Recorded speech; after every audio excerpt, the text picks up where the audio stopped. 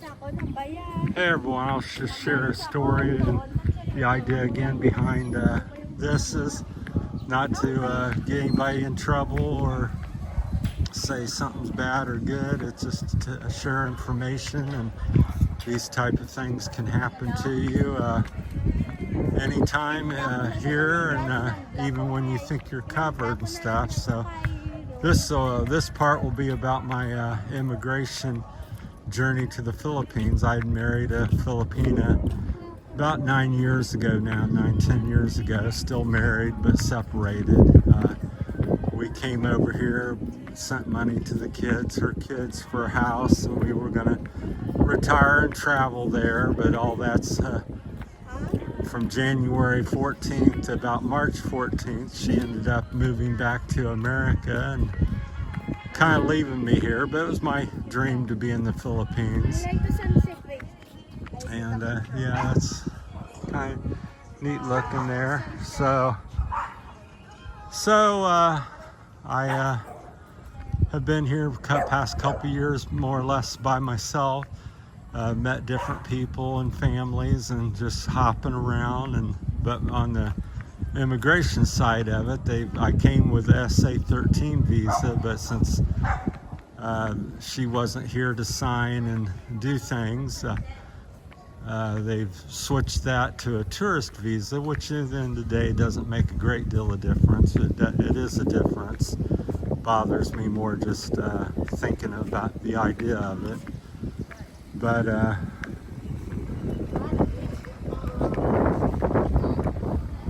some people down there,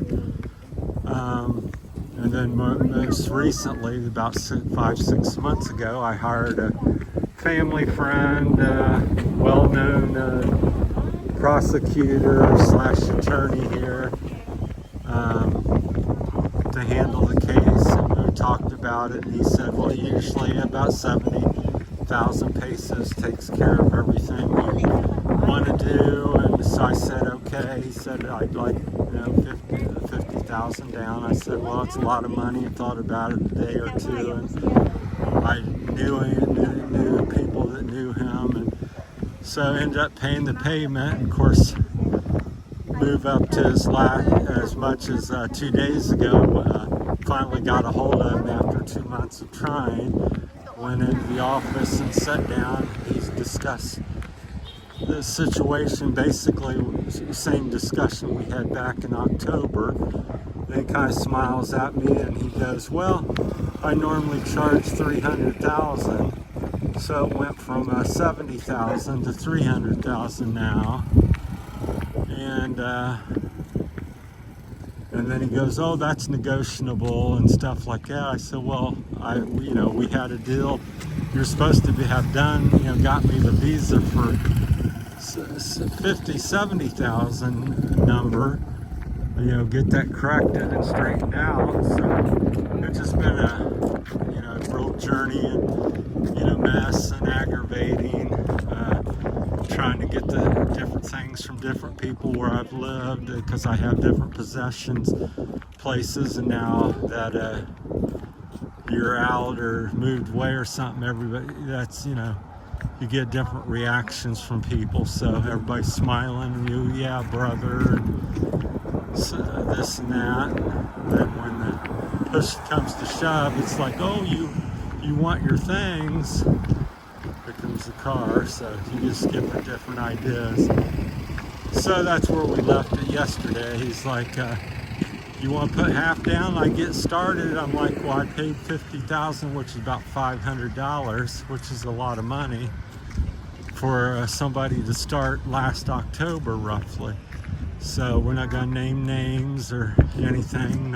It's not what it's about. It's about sharing information, and this type of behavior is quite common and happens, and no matter how much they smile and how professional they are, my recommendation, if you're having a visa issue or wanting to try to do something more correct, is to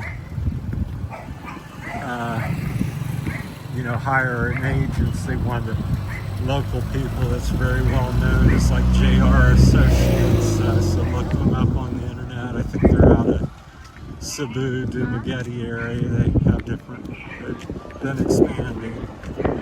About hiring a friend of a friend, and recommendation and somebody, ooh, and all this and that. Doesn't work very well here because people are so unprofessional and can change at the drop of a hat. They can be smiling and saying, they're your best friend, love you, and tomorrow it's completely done as the money changes hands and stuff like that. So I was quite not overly shocked, but disappointed in that. So at this point, I'm just going to roll with the visa I got, tourist, and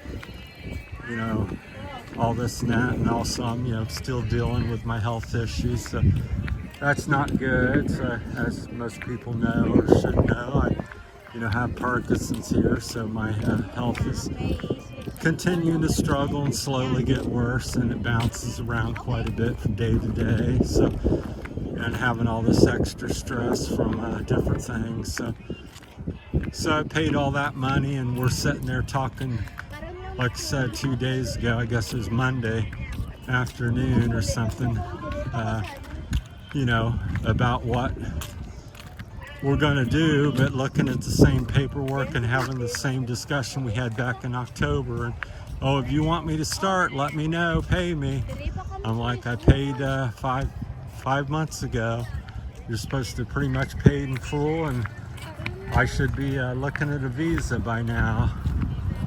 Then he's all talking about that, he's going to help me get the things and, help get a couple workers and, get my stuff all together in one place and this and that.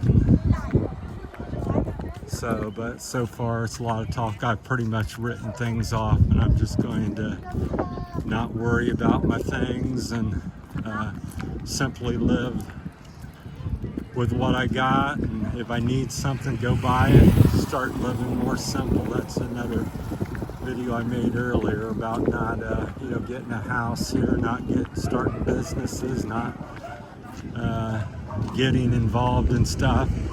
I think the Philippines overall, for my best 2 cents in 2 years of living here, is don't invest in the Philippines. You're like 98% likely to lose versus win.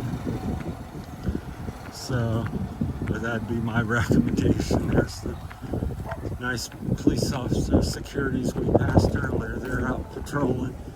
So hopefully the wind noise has not been too unbearable. Hey, good evening. So, but that's some of my immigration experience and dealing with some of the government and medical facilities. It's all been very similar experience. I've been in the hospital and have videos on that. And if anybody has any questions or comments, I'll share my 2 cents on all of it. So just sharing my Philippine journey and things that I've been experiencing the last couple years, and how that's changed from day one, what I thought I'd be doing, and how I had everything done. And I think I'm a typical expat from America. I think, retired and had plans and things, agreements, and I think that's an issue here in the Philippines, having agreements. The way I feel anymore is there's almost nothing agreeable or solid in the Philippines. It's very fluid. People do and say what they want to say at the moment, whichever they feel and sounds good and helps them out today, and tomorrow it's a completely different thing. Of course, all these things I'm saying sound relatively negative, but that's not my point, and I don't think that's across the board. Not everybody does that, but the large majority of the Philippines. So when you come over here, keep that in mind. I think it's a major factor. English, money, you're looked at as rich. Everybody wants a piece of you, and I think it's going to cost you 25 to 50% more to live here as a foreigner because of all the different things in the way you're treated. And a lot of us start off, we're very happy to be here. It's economical. We're going to, we tip people, give extra, and do these type of things. But all that, pardon the dogs, it's the Philippines. So, this little side market here. People get the produce and stuff and make a couple bucks. For some reason, my hands are so slick. I got some oil or residue or something sweating, I suppose. So, once again, it's Tuesday around 5:30 in the afternoon here in the Philippines, Iloilo, February the 25th. Weather's nice as usual, warm year round here, and so that's some of the stuff I've been dealing with in a very quickly told story with a lot of stuff left out, but just the basics of it so you can get an idea of what you may be experiencing. So no matter how prepared you are and how much money and research and agreements and things you have signed. I got paperwork signed, that I did pay and they're going to do this and that. But at the end of the day, when somebody doesn't want to do something here, your legal recourse is, you can take legal recourse, but it's going to cost you a lot more money. And the payoff is like, well, if they don't want to pay or can't do nothing, it's not going to be enforced. So you may go through another 6 months or 3 years of aggravation. At the end of the day, you would still end up with nothing. I don't want to necessarily be right. I just want to be, fair. So that's something to keep in mind here. And same with love life and marriage. You get involved and get married here with somebody, well, it's almost a lifetime commitment, because you can't get out of it for 3 to 10 years, if at all. So, and there's actually like laws, once you're married, if spouse says, oh, I see you with other woman, they could have you possibly, put in jail, prison or something, because you're out supposedly cheating on your wife, even though your wife cheated on you or maybe have left you, and or your lady happens to both sexes. So I have 1,001 different stories. It's hard for me to talk about them all because it's time consuming and got to keep everything straight. And with my Parkinson's, it's very difficult to sit down and even make a video from time to time or load something. So people always has all these great ideas, but they don't understand my struggles.